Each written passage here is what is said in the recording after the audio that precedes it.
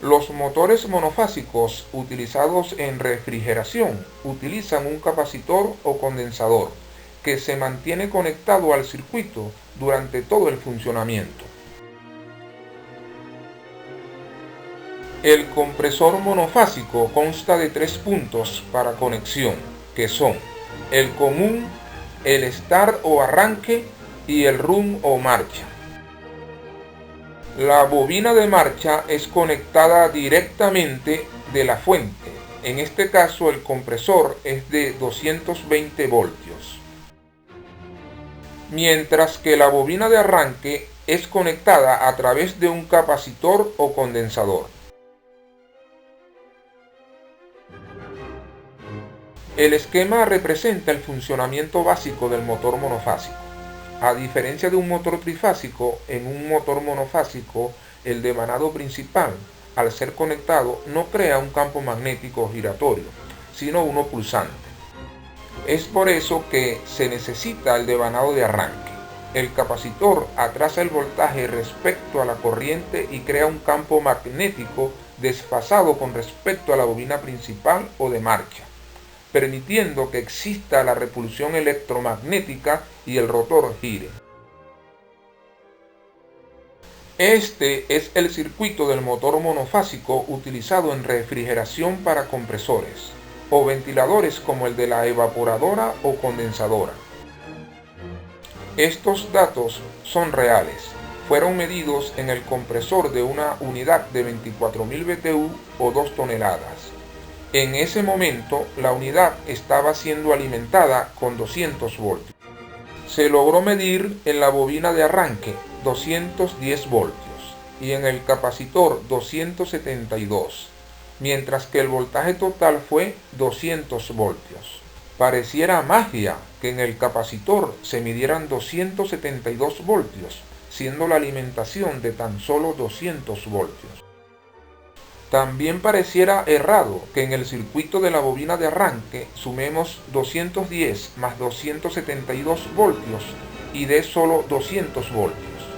A simple vista pareciera que contradice la ley de las tensiones de Kirchhoff o simplemente la lógica. Pero no hay contradicción, puesto que esta suma es vectorial, debido a que estos elementos constituyen un circuito denominado reactivo. Respecto a las corrientes reales medidas, la total fue 11.2 amperios, la de la bobina de marcha 10 y la del circuito de arranque 5.1 amperios. La corriente que circula por la bobina de arranque está desplazada 90 grados respecto a la que circula por la bobina de marcha, debido al desfase producido por el capacitor. El capacitor aporta al circuito una reactancia capacitiva XC que limita la corriente en este ramal. Esta reactancia viene dada por el inverso de 2pi por F por C. En este ejemplo nos da un valor de 53 ohmios y la corriente es de 5.1 amperios.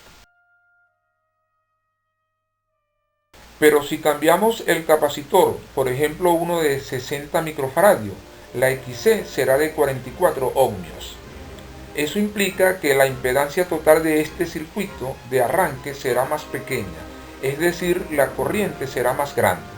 Pero la bobina soporta una corriente determinada, así que si ponemos un capacitor más grande, podemos quemar la bobina.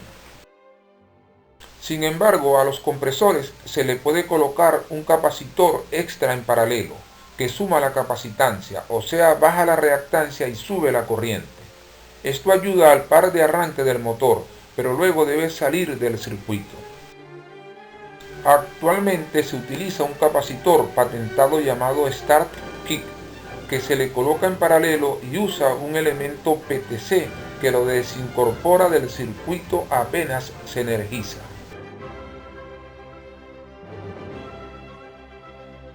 Para finalizar, veamos ahora algunos aspectos importantes relacionados con los capacitores. Lo primero es que deben ser siempre de mayor voltaje que el nominal del aire acondicionado, ya que como vimos estarán sometidos a mayor tensión que el de la alimentación. Se pueden sumar dos o más capacitores para obtener una capacitancia más grande. Para ello se deben colocar en paralelo.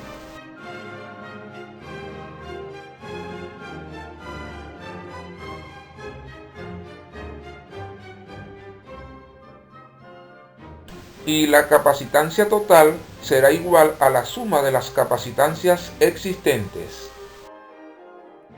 Por ejemplo, si colocamos dos capacitores de 25 microfaradios en paralelo, obtendríamos 50 microfaradios. También es posible obtener una capacitancia menor a partir de dos capacitores mayores. Para ello se deben colocar en serie.